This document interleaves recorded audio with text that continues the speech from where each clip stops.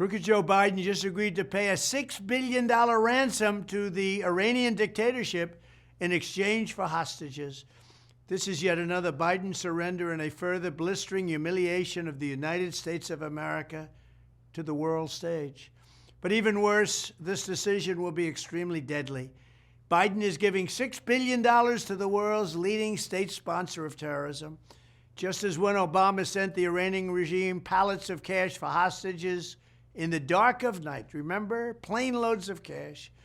Biden's ransom payment will be immediately used to stoke violence, bloodshed, and mayhem throughout the Middle East and all around the world, costing countless innocent lives. The man just simply doesn't miss. 100% hits the nail on the head. And this was over a month ago. Before we dive into this video, don't forget to like, subscribe, and if you could please share so we can get it out there. And now, because of the weakness that's being projected from this phony administration, this is why you're seeing all this innocent bloodshed and this just complete terrorism going down for no reason. A lot of these things can be completely avoided. Why wasn't any of this stuff happening multiple years ago? Didn't you know everything was nice and calm? No blood in the sand, as they would say. No drama whatsoever. Now, all of a sudden, you have the Russia and Ukraine. Now you have this Israel, Hamas. You have all this stuff going on. And then you could potentially have China and Taiwan on top of it.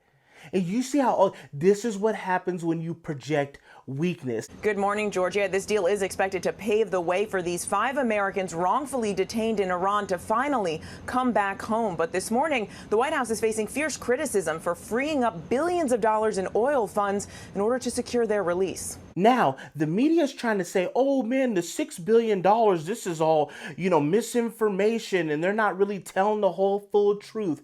It's the $6 billion, right, that was sanctioned back when Trump was running things, because that's you rule with an iron fist. You don't play no games. You're not sleeping. You're not falling down. You're not doing none of that. When you show strength, you don't have any of these issues that you're seeing. So the sanctions were put on with the $6 billion that was supposedly frozen in South Korea and some bank accounts out there. So now none of this should have ever been unfrozen to go back to Iran, period. They already know what they partake in, period, is just strictly terrorism. So why would you even give any kind of leeway to them whatsoever? This is why you don't want these people to have a nuclear weapon or anything. So this money is now unfrozen, right?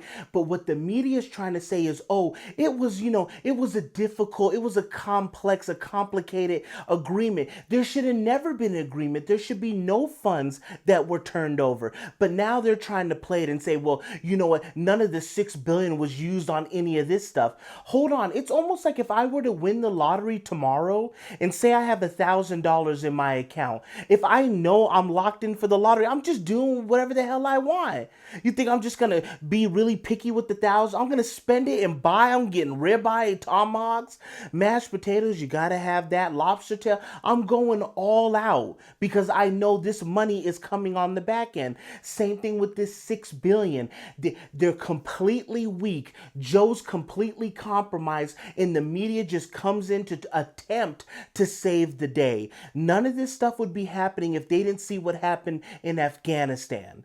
And the 13 soldiers just rest their souls that were just mercifully just killed for no reason. So now if you're a terrorist organization, you're seeing this like, man, they folded up like a banquet chair. They left the money, they left the Blackhawks, they left all of these guns, which are being sold to all the neighboring countries. It's like over like 700,000 or 600,000, rifles, that all this stuff that was left, night vision goggles, when you see somebody holding an M4 and it's all outfitted out, you got this sick optic on it, a foregrip, all this stuff that works, that had to have come from all the weapons that were left. So they're like an arms dealer. They're selling this stuff. They don't care who they sell it to. They just want the money for it. They can't use 600,000 rifles. They can't use all of this stuff, the goggles and the Blackhawks and all the armor. They have to get rid of a lot of this stuff because it's just going to just sit there and rot. So they see all this weakness that's going on with this phony administration, and they're like, okay, well, now we're just going to do what we want because there's going to be no repercussions. Not only are we getting our people back for their people, they're throwing some money on the top of it. They're putting icing right on top of the cake. It's no accident. It's Bidenomics. So the media coming to Joe's defense talking about this was frozen, then it was lifted, but then they even try to double down and try to tell people this is only going to be for like food and those kind of supplies. It can't be used for terrorism. They want you to believe that they froze this money where they couldn't get to it. They're releasing the money back to them, but there's going to be conditions. You can only use it for food. They really want people to believe this garbage. And that $6 billion is almost like having an American Express, like a black card. In the back of your mind, like, man, I got an unlimited, I'm just going to spend and do whatever I want. The funds are always going to be there. So by them knowing that they're going to have this $6 billion, no matter what cash they have on hand or what plans they may have, that is accelerating it. And they see the weakness coming from this phony leadership. And that's how you have these problems. And then with all this stuff going down, you've had this border completely open where people are just parading on through. Plus, like I said, they got the 1.5 million gotaways. That number's well over that. That's just what they're reporting. You don't know these people. You don't know if they love this country or whatsoever. And then you have all kinds of protests in Chicago, New York, Las Vegas, where all these people are getting around. You see some people that look like they shouldn't even be there. Some people with all this what is really going on? You think these people really care about America? Some of these people that you're seeing, you are creating just this crazy atmosphere of uncertainty where anything can jump off at any point in time. And it's starting to, finally, people are starting to see that all of this stuff is by design. This is a level of madness never seen before anywhere in the world. There has been open speculation about President Trump possibly starting a nuclear war simply to distract attention from or to use as a cover for dismantling the special prosecutor's investigation of the president. And no one can say that that is wild and irresponsible speculation.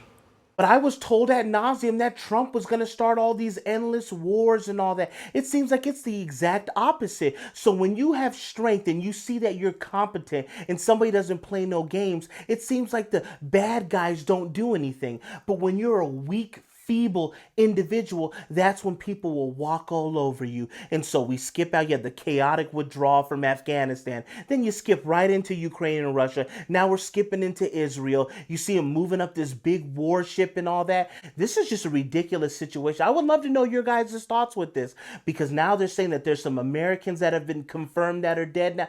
It's just a whole out situation that I thought Joe was going to be the unifier to bring everybody together. Now it's just complete chaos. You have all these people in these main cities that you don't know what their beliefs are, what they stand for, what they feel about this country. It is an insane situation right now that should have never taken place. These people are just sick. So tell me your guys' thoughts. Am I off base with this stuff? Should we just have an all-out war? I just thought we want to have peace.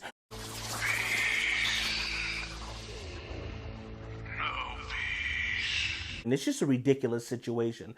Thank you guys for tuning in. Thank you guys for watching. Don't forget to like, subscribe, and if you guys could please share so we can get it out there. And I will catch you guys on the next one.